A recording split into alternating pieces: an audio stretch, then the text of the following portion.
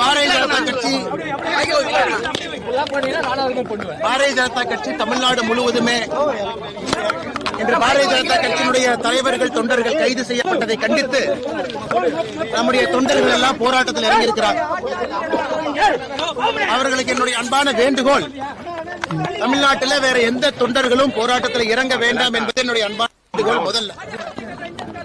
இரண்டாவது, தமிழ்நாட்டில் இன்னைக்கு ரேபிஸ்டா இருந்தா ராஜ மரியாதை, கள்ளச்சாராயம் காட்சி வித்தா நமக்கே நஷ்ட ஈடு, மணல் கடத்தினா ராஜ மரியாதை. ஆனா ஊழலை தட்டி கேட்டீங்கன்னா உங்களுக்கு சித்திரவதை. பாரதிய ஜனதா கட்சியினுடைய தலைவர்கள் தொண்டர்கள் குறிப்பாக நம்முடைய மகளிர்கள் எல்லாம் சென்னை முழுவதுமே கைது செய்து 10 மண்டபத்தில் வச்சு மண்டபம் பத்தாம காலையிலிருந்து நடு ரோட்ல இருப்பதை நம்ம பாக்கிறோம். கைது செய்யப்படும் பொழுது கொடுக்கப்பட்ட காரணமும் நம்மை கைது செய்யப்படும் பொழுது கொடுக்கப்பட்ட காரணமும் இன்னைக்கு உள்ள காவல்துறையினுடைய வேண்டுகோளை ஏத்துக்கிட்டு அறவழி போராட்டத்தின் வழியில கைதுக்கு ஒத்துழைத்து முழுமையாக நாம் உள்ள இருந்திருக்கோம். ஆனா காவல்துறையினுடைய உயரதிகாரிகள் நடந்து கொண்ட விதம் நாங்க வன்மையா கண்டிக்கிறோம். காரணம், 6 மணிக்கு மேல நம்முடைய சகோதரிகளை ஒரு இடத்துல கைது செய்து வைக்க கூடாது என்பது சட்டம். அதையெல்லாம் மீறி இருக்கிறாங்க. 6:50 7 மணி வரைக்கும் 5:45 இருந்து சொல்லி பார்த்தோம். நீங்க டாஸ்மார்க்கு போக கூடாது, உங்களுக்கு அனுமதி கொடுக்கல அப்படின்னு கேட்டாங்க. நேத்து காவல்துறை அனுமதி கேட்டது டாஸ்மார்க்கு ஆப்போசிட்ல இருக்கக்கூடிய கிரவுண்ட். அனுமதி மறுப்பு கடிதம் கொடுத்த பிறகு இன்னைக்கு டாஸ்மார்க் போக கூடாது, நாங்க அதுக்கும் ஒத்துக்கிட்டோம். 5:30 மணிக்கு டாஸ்மார்க்கே மூடினதுக்கு அப்புறம் அதை காரணம் வைத்து எங்களை கைது செய்த காவல்துறை 7 மணி வரைக்கும் எதற்காக பாரதிய ஜனதா கட்சியினுடைய தலைவன் தொண்டனை உள்ள வைக்கணும். அதனால் எங்களை பொறுத்தவரை இதை நாங்க தீவிரப்படுத்த போறோம். அடுத்த ஒரு வாரத்தில் இனி நாங்க தேதி சொல்லாம தான் எல்லா போராட்டமும் நடத்த போறோம். இனி எந்த போராட்டமும் பாரதிய ஜனதா கட்சி தமிழக காவல்துறைக்கு நாங்கள் தேதி சொல்ல போவது கிடையாது. காவல்துறையின் மீது நாங்கள் நம்பிக்கை இழந்து விட்டோம். ஜனநாயகத்தில் பாரதிய ஜனதா கட்சி காவல்துறைக்கு எந்த விதமான கடிதமும் நாங்க கொடுக்க போறது கிடையாது. எந்த ஆர்ப்பாட்டத்திற்கும் பாரதிய ஜனதா கட்சி கடிதம் கொடுக்க மாட்டோம்.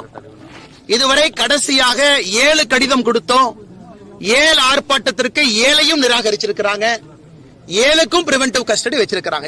ஜனநாயகத்தினுடைய குரல் விளைய காவல்துறை திமுகவினுடைய ஏவல் துறையாக மாறி இருக்கின்ற காரணத்தினால அடுத்த ஒரு வாரத்துல நடக்கக்கூடிய போராட்டம் தமிழ்நாட்டில் இருக்கக்கூடிய 5000க்கும் மேற்பட்ட டாஸ்மாக் கடையில முதலமைச்சர் மு.க. ஸ்டாலின் அவருடைய பிரேம் போட்ட போட்டோவை மகளிர் அணி ஆணி அடிச்சு அதை அங்க ஒட்ட போறாங்க.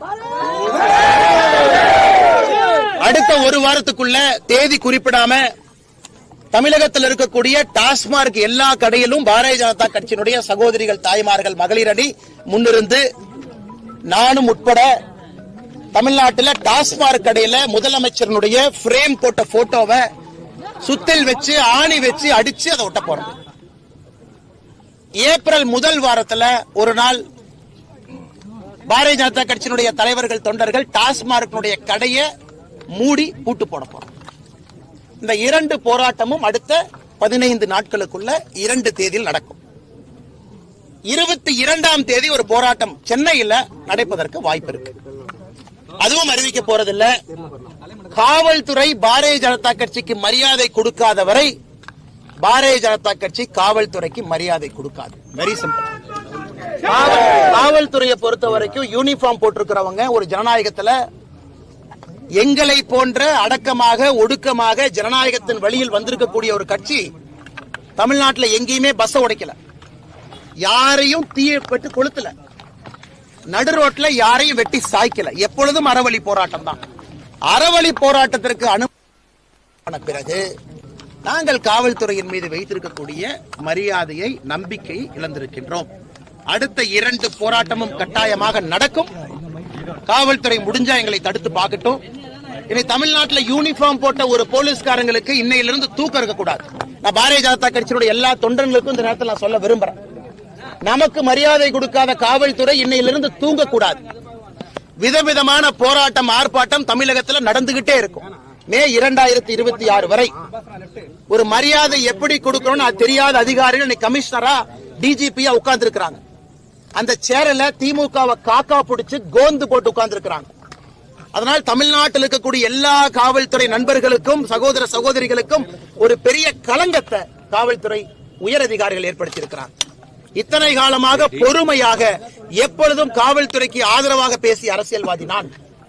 ஆனா என்னுடைய தொண்டர்களையும் என்னுடைய சகோதரிகளையும் இழிவுபடுத்திய பிறகு இன்றைக்கு ராத்திரியிலிருந்து காவல்துறையை நான் தூங்க விட மாட்டேங்க.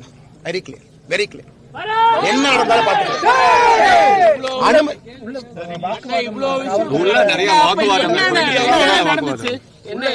அவர்கள் எங்களைய கைது செய்ததற்கான காரணம் சப்மிட் பண்ணிட்டு ஓகே, நாங்க டாஸ்மார்க்ல எதுவும் உடைக்க போறது இல்ல, லா அண்ட் ஆர்டர் பண்ண போறது இல்ல, எந்த பஸ்ஸையும் நாங்க போய் கொளுத்த போறது இல்ல, நீங்க லா அண்ட் ஆர்டர் ஆன்டிசிபேட் பண்றீங்க, ஓகே நாங்க கட்டுப்படுறோம் வாங்க. டாஸ்மார்க்குக்காகத்தான் இந்த பிரிவென்டிவ் அரெஸ்டே நடந்திருக்கு. நாங்க போய் தமிழ்நாட்டில் வேற எந்த விதமான சம்பவம் பாரதிய ஜனதா கட்சி பண்ண போறது இல்ல. 5:30 மணிக்கு டாஸ்மார்க் கடையே மூடிய பிறகு லிட்டரலா சண்டை போட்டு தான் வெளியே வந்திருக்கும்.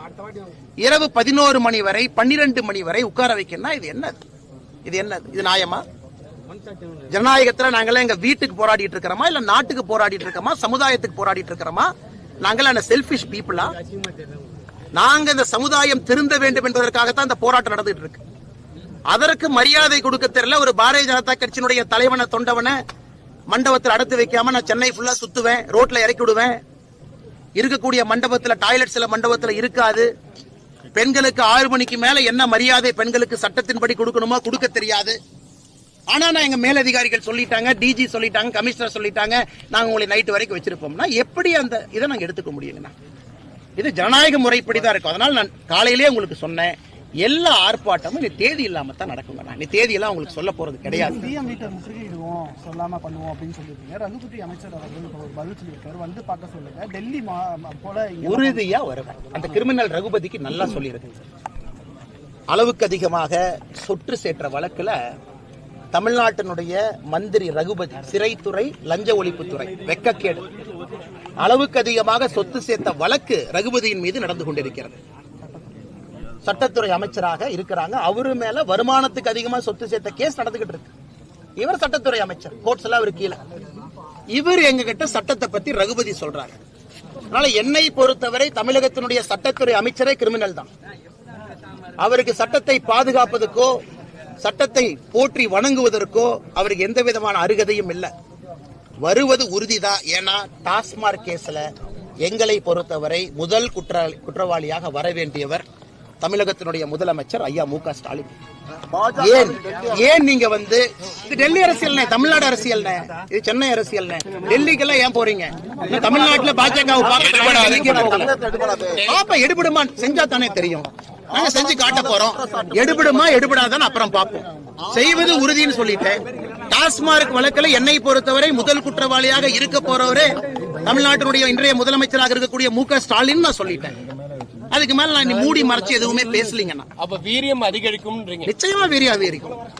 நான் சொல்லிட்டேன் பாருங்க, காவல்துறை இன்னைக்கு நைட்ல இருந்து தூங்கக்கூடாதுன்னா. தமிழ்நாட்டில் காவல்துறைக்கு கிடைத்த நிம்மதியான தூக்கம் என்பது இன்றைக்கு இரவு இருக்கும். ஒரு சீனியர் ஆபீசர் வந்து கொடுக்கிற இல்லீகல் ஆர்டர் எல்லாம் ஒரு காவல்துறை ஃபாலோ பண்ணிக்கிட்டு இருந்தா சட்டம் ஒழுங்கு எங்க போய் நிக்கும்? சட்டம் ஒழுங்கு எங்க போய் நிக்கும்? எங்களுக்கு என்ன காவல்துறைக்கு உபத்திரம் கொடுக்க வேண்டும் என்கின்ற ஆசையா? இல்ல ஸ்ட்ரீட்ல பெட்ரோல் பண்ண வேண்டிய காவல்துறையை பிடிச்சு பாரதிய ஜனதா கட்சி அடைச்சு வச்சு வேலை செய்யக்கூடாது. மரியாதை கொடுக்கும். There is a respect. ஒரு முறை பொறுத்துக்கிட்டோம், 2 முறை பொறுத்துக்கிட்டோம், 6 முறை பொறுத்துக்கிட்டோம், எல்லாம் ஒரு லிமிட் தான். அதனால யாரோ ஒரு கமிஷனர், யாரோ ஒரு டிஜி யாரையும் உட்கார்ந்து இருக்கிறாங்க, இல்லீகல் ஆர்டரா கொடுக்கறாங்க. ஏன் அனுமதி கொடுக்கறதுக்கு என்ன பிரச்சனை உங்களுக்கு? நாங்க ஏதாச்சும் உடைச்சோமா? எங்களுக்கு அந்த மாதிரி ரெக்கார்ட் இருக்கா நாங்க உடைக்கிறதுக்கு? யாரை பாதுகாப்பதற்காக இந்த கபட நாடகம்? சரி, 22ஆம் தேதி அத்தனை பேர் வருவாங்க. நாங்க லா அண்ட் ஆர்டர் பண்ண எங்க போய் நீங்க போலீஸ் வச்சுட்டு இருப்பீங்க? யாரை வந்து தடுப்பீங்க? நீங்க எங்க நீங்க ஆளை டிப்ளை பண்ண எனக்கு தெரியாதானே? எனக்கு அந்த கம்ப சூத்திரம் தெரியாதா? எப்படி காவல்துறை அலையணும் எனக்கு தெரியாதா? அதை செய்ய வேண்டாம் என்று அரசியலுக்கு வந்திருக்கேன். ஆனா தயவு செஞ்சு என்னையும் ஒரு சராசரி சாமானிய அரசியல்வாதியாக காவல்துறை மாற்றிவிட வேண்டாம் என்ற நேரத்தில் கேட்டுக்கிறேன். நீங்க இவ்வளவு பேர் அரெஸ்ட் ஆயிட்டீங்க, மாநில தலைமை இத பாத்துட்டாங்க. A1 குற்றவாளின்னு இதுக்கு போய் சொல்லலாமா? சட்டவிரோத செயல் அரெஸ்ட் பண்ண சொல்லுங்க. சட்டத்துறை அமைச்சர் நான் சட்டவிரோதமான செயல் சொன்னார்ல, தைரியம் இருந்தா ரிமாண்ட் பண்ண சொல்லுங்க. நான் முதலமைச்சர் மு.க. ஸ்டாலின் அவர்களை A1 குற்றவாளியாக வர வேண்டும் என்று சொல்லி இருக்கிற அந்த வழக்கில் அரெஸ்ட் பண்ண சொல்லுங்க. அவர் சட்டத்துறை அமைச்சர் தான், சட்ட கையில தான் வச்சிருக்காரு. நான் பயந்துகிட்டு ஐயோ ரகுபதி நான் பயந்துட்டேன், நான் சொன்னது பொய்ன்னு சொல்ல போறேன்னா கிடையாது. நான் சொன்னதிலே நான் தெளிவாக இருக்கின்றேன். காரணம் குற்றவாளிய ஹார்பர் பண்றாங்க, செந்தில் பாலாஜிய ப்ரொடெக்ட் பண்றாங்க.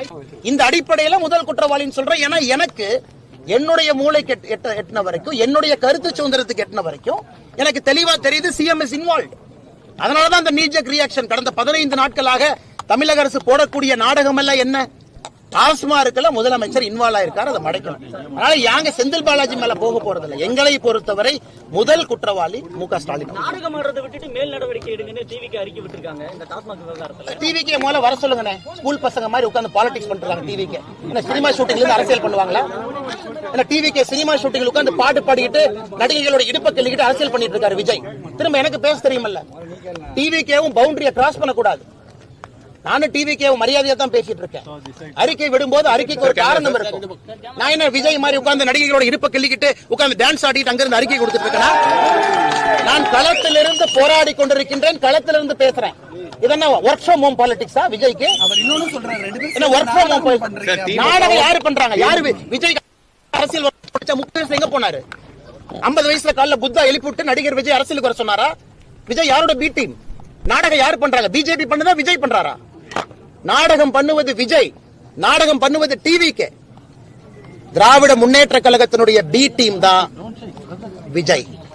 இன்னைக்கு நான் ஆணித்தரமா உறுதியா சொல்றேன்.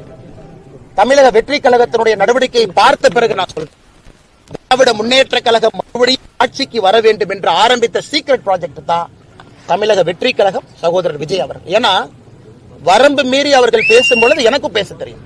மரியாதை கொடுத்து மரியாதை வாங்கிக்கணும். சும்மா இந்த குசி ஆனந்த் உட்கார்ந்துகிட்டு இந்த அறிக்கை கொடுக்க கூடாது. நீ எல்லாம் ஒர்க் ஃப்ரம் ஹோம் பாலிடிக்ஸ் பண்ணிட்டு இருக்க. களத்துக்கு வா. அப்படியே படாம அப்படியே உட்கார்ந்து ஆக்டிங் பண்ற இடத்துல இருந்து அறிக்கை டைப் அடிச்சு அனுப்பிட்டு இருக்க. உனக்கு என்ன தெரியும் மக்கள் கஷ்டத்தை பத்தி? சிகரெட் குடிப்ப, மூவில ட்ரிங்க்ஸ் அடிப்ப, இதெல்லாம் பண்ணிட்டு டாஸ்மார்க் பத்தி பேசுறதுக்கு விஜய்க்கு யார் உரிமை கொடுத்தா? என் மாஸ்டர் படத்துல விஜயோட கேரக்டர் என்ன? சும்மா ஒரு குல்லாவை போட்டுட்டு நான் மைனாரிட்டி பக்கம் இருக்கேன்னு ஒரு நாள் இஃப்தார் வச்சுட்டு எல்லாம் வந்துருமானே? எனக்கும் பேச தெரியும்.